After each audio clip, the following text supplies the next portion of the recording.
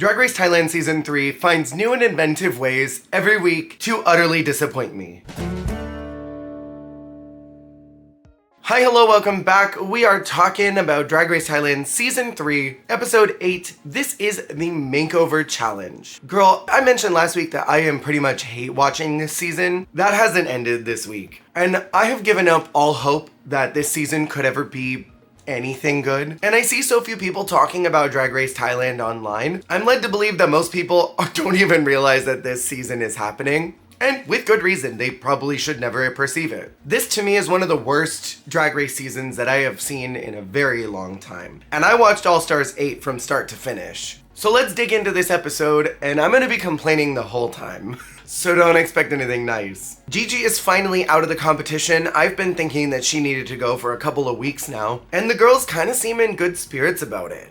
Unlike when Siam left and they all were devastated and were rethinking about their attitude towards her, they all seem kind of at peace with the fact that Gigi is gone. Later on, Nikki comes into the workroom and gags the hell out of Godlin, which was really cute to see because from what little we've seen of Godlin, she kind of seems like she's a super fan of Drag Race and Drag Race Thailand. So to see her so geeked about Nikki's presence there was fun. And she was mugged. She was mugged down. Pangina says that she relates to Nikki, and I can't help but wonder, is it because you were both sent home by RuPaul and then became solo hosts? The mini challenge is a puppet challenge. And let me say, these were some busted looking puppets. They didn't bother putting wigs on them or clothes or anything. They just gave them flat little nude dolls.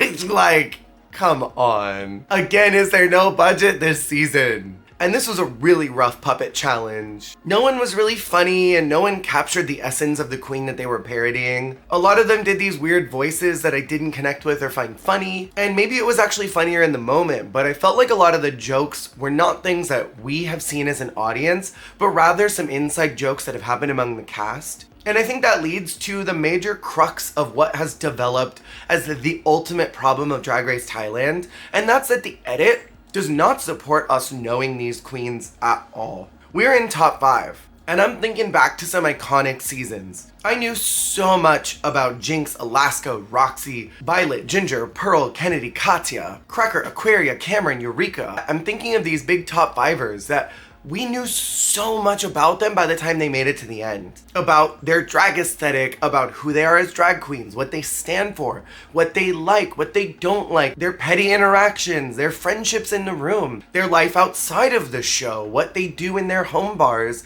the type of drag that they gravitate towards. So far in this season, all we've gotten are a bunch of sound bites, like Godlin thinks that she's so good, but she's not.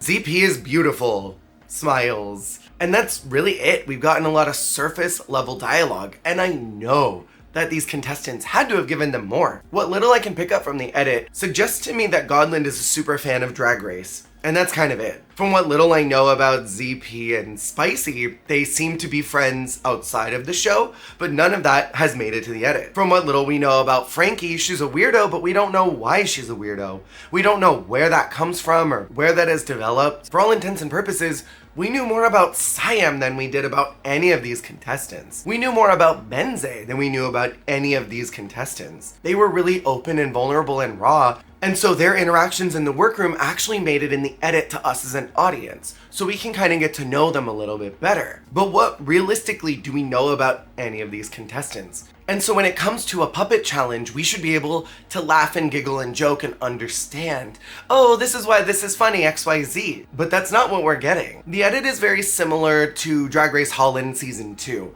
where by the time that we got to the quasi-puppet challenge, the only one that I thought was particularly funny was My Little Pony, yes, doing Kita Minaj. But that's only because I knew of Kita Minaj on UK versus the World 2, where the edit was really favorable towards showing a lot of who she was. But on Drag Race Holland 2, I didn't really know a ton about Kita Minaj. But because I had this former knowledge, My Little Pony's impersonation was so much funnier. Nobody else really had this hilarious, bombastic impersonation because the edit didn't support us understanding the jokes.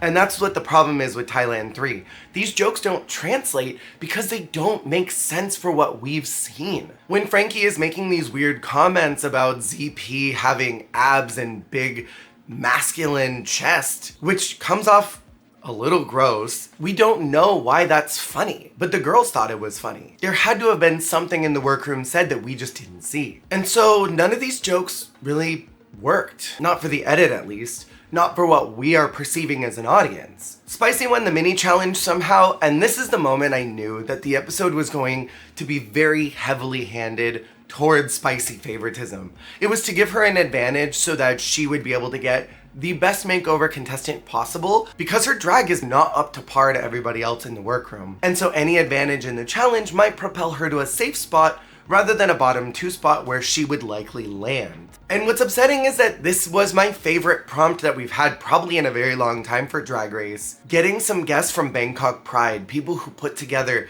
the very first Pride event, and getting to make over them was such a cool story, and it was glossed over. The only really interesting moment that happened with them was talking about rainbow washing, which I know of here in the States as rainbow activism, where products like Pepsi and Coca-Cola and Honda will be like, we love our gay people, and they'll put everything rainbow for one single month and immediately take it away and never talk about gay activism ever again. It's a very common problem and it's not talked about often. So to talk about it on TV was pretty cool, but that was really the only thing that came up out of this. And the category is mixed. So not only did they have to do a family resemblance, which in the Drag Race zeitgeist is always the challenge that is the worst judged.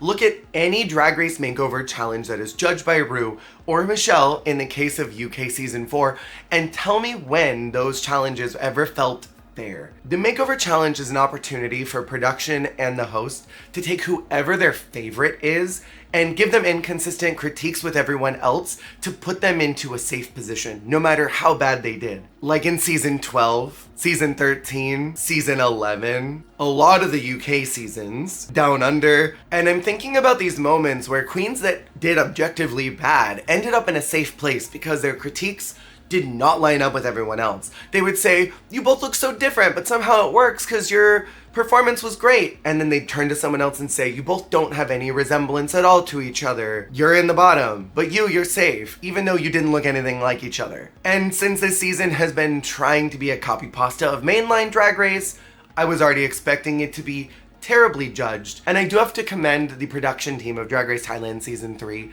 for bringing that inconsistent judging to Thailand. On top of it, it's a dual category because they also have to incorporate some feathers that were given to them into their drag look. So that means whatever they brought, they gotta tack on feathers to it, which kind of seems like a disservice, but also I guess an extra challenge to try and make sure that even if they brought something from home, they've got to at least tweak it a little bit. Because let's face it, these days everyone brings a matching costume or a complementary costume for the makeover challenge because they already know that it's gonna happen. So making them add something to it is kind of smart, and I like the idea of that. I liked these guests.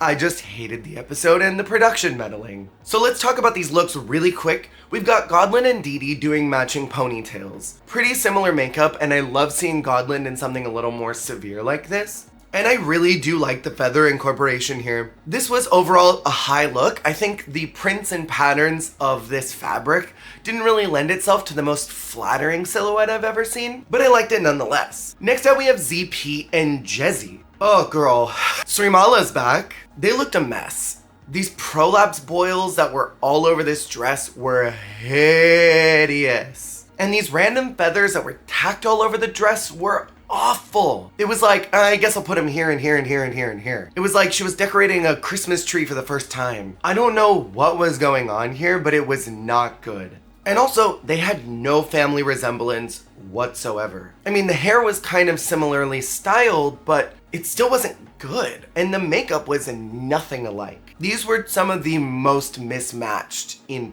face. Having a similar costume doesn't mean that you got family resemblance right. And I mean, how many times have we seen this type of costume on the main stage? Then we have Spicy and Sweetie. This is a disaster. This is awful. The colors themselves were nice, but they looked like two girls competing in a tip spot drag show for the very first time. There was no family resemblance whatsoever. There was no similarity to the two of them, and there was also no story. It was sloppy in bottom 2. And then also the feather application was terrible. I love these colors and I think the eye for color on this black was smart, but the application of it was bad and sloppy. Next up we have Frankie and Freaky, and this was the winner. Having Frankie be the mom and Freaky be the daughter was really smart, and I think the story translated well. Frankie looked like a up-class, glamorous, rich woman in a beautiful silhouette in a print that I have never seen before. And then her daughter having the mohawk with the spikes and looking really punk. It was like Freaky Friday brought to an even wealthier home. I thought their performance was the most interesting. It had the most story and the most heart. I think we saw a lot of character from both Frankie and Freaky, which is an important thing that you need to see in a makeover challenge. Not only that, but Frankie got the best critiques. And then last is Nane and Nina doing Pangina's Pikachu looks. Okay, first off, the feather application is probably one of the worst in this. But the look themselves is actually kind of nice. It is kind of the same problem that we've had before, is that makeup wasn't super similar, and having similar dresses doesn't make a proper makeover. But I did like their performance. I thought they worked well together, even if they didn't look super similar. And at least this was something that I haven't seen before. So let's talk about that. Because Nane ends up in the bottom, which is psychotic. It should never have happened. This should have been ZP's bottom placement. ZP and her makeover looked nothing alike, in the same way that Nane and Nina did not look alike. They had similar costumes, but that doesn't mean that your makeover was successful. In this particular situation though, when you have two identical outfits versus two outfits that are different from each other, the one that is a little bit different takes a little higher priority on my ranking list, because at least you made an effort to diversify your content. At least you didn't give us a copy paste on your makeover. The feather application on both was bad, but I felt like it was aesthetically displeasing the way that ZP put them on her dress. Versus the way that Nane put them on her dress, at least they didn't look gross. My favorite part of this critique process was Nikki being there. She gives excellent critiques, is so well thought out and so smart. It makes me really excited to watch Drag Race France someday, because I haven't gotten there yet. And Frankie is given the best critiques in the group, but doesn't win. And what was especially weird was that making it into the edit. If they didn't give the win to Frankie, why include all of those positive critiques? Why put those in the edit for us to see, only to be misdirected? And then on top of it, they showed Frankie's disappointment in not getting that win, and included Frankie saying, I got better critiques.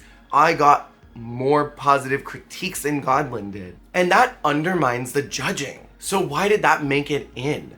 I'm feeling constantly like someone on the editing team is unhappy with the way that the season is going and is constantly putting in little things into the edit to undercut the judges and give them a little less authority and validity in what they're saying and doing. And so that creates dissonance between me and the show, and furthers my distrust in this judging process, and furthers my dislike in this season. And the bottom two is Spicy versus Nane. And in a fair world, this would have been Spicy's time to go. But like I said a few weeks ago where I was smelling a stunt has happened once again. If there are no haters left of Drag Race Thailand Season 3, it is because I've died. This should have been ZP, who was a trash mess on the runway. Nane was not good, but at least was a couple points higher than ZP. And I can't help but wonder if they thought this would be ZP's out moment and they didn't want to risk it, because they clearly want to crown her. Like, at this point, we don't need any more challenges like we're getting next week.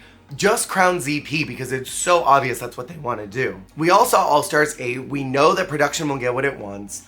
Just give the crown to the girl and let the season end. The lip sync song is Call Me Mother, and I wrote in my notes, not this. This is such a wordy, complicated, complex song. Why would you give this to people who don't speak English natively? Like, RuPaul songs should not be included in the international seasons, in my opinion. Nane flipping in that big dress was really iconic, and I can't help but wonder, maybe because they just saw Nane do this, it was less impressive. But the reality is, none of those girls could flip like that in that dress. And Spicy did the same weird body roll on the ground that she did in her other lip syncs. And in a fair, just world, when you lip sync this many times, that would mean you're out. And it's bananas to me that they're continuing to favor this individual who is not doing good in the competition. and isn't even bringing anything fun to the edit like Nane was. So not only do you have someone that's progressing that is not competing well, but is also not good television. Did Spicy C Pangina run somebody over, blackmail her that if she doesn't make it to top 4, she's gonna send that information to the police? This girl has gotta have something on production. And this season is just a joke at this point. It's been a joke, but it's just gotten worse. And the makeover is also a time where you send home someone who could defeat your front runner. Like, if they want to give the crown to ZP, they need to eliminate anybody who's going to be a threat to that. It's the same reason I think why Vanda got eliminated in season 2. Vanda was the clearest and most obvious threat to Anjali winning. And without Vanda there, and with Candy and Kana there, 2 queens who got eliminated and were brought back, it makes it so much easier to say, well, Anjali is the winner, and we don't need to crown these 2 who already got eliminated. Vanda would have been the only other person that could have beaten her, and they had to get her out of there so that they had a clear path to the win. And that's exactly what's happening here. In my opinion, I think what's gonna happen is next week Frankie's gonna get the boot. They're gonna find some BS reason to get Frankie in the bottom and send her home. And I was fearful that this was gonna happen this week. Shocked and surprised it was Nane. And I think they're gonna use Frankie's bitterness at not winning this week as a story propeller to maybe justify sticking her in the bottom. Like, they'll use that as a strong story, like Frankie got in her head and now she's catapulted to the bottom. So then it's like, well, Godland might win, but also Godland got that "are you here" and present with us at the beginning of the season, and that'll be the reason why they'll crown ZP. It's just, this is a mess. This whole season's a mess. At this point, I'm sort of tinfoil hatting, but that's what I'm expecting to happen for the rest of the season. And I'm just disappointed. I've been disappointed all season, and I just wish this season could be better. And it won't be. What were your thoughts? Let me know in the comments below, and I will see y'all on the flip. Also, if you're interested in more Drag Race content, I am creating a brand new channel where I will be focusing entirely on Drag Race and Drag Race adjacent themes. Check that out. It'll be one of the top links down here. You could be some of the first subscribers to that, as I'm trying to shift all of my content that way. But I will be continuing to finish off this season, as well as Canada 5, and then we will start offloading all the Drag Race videos to that page. See you on the flip, y'all.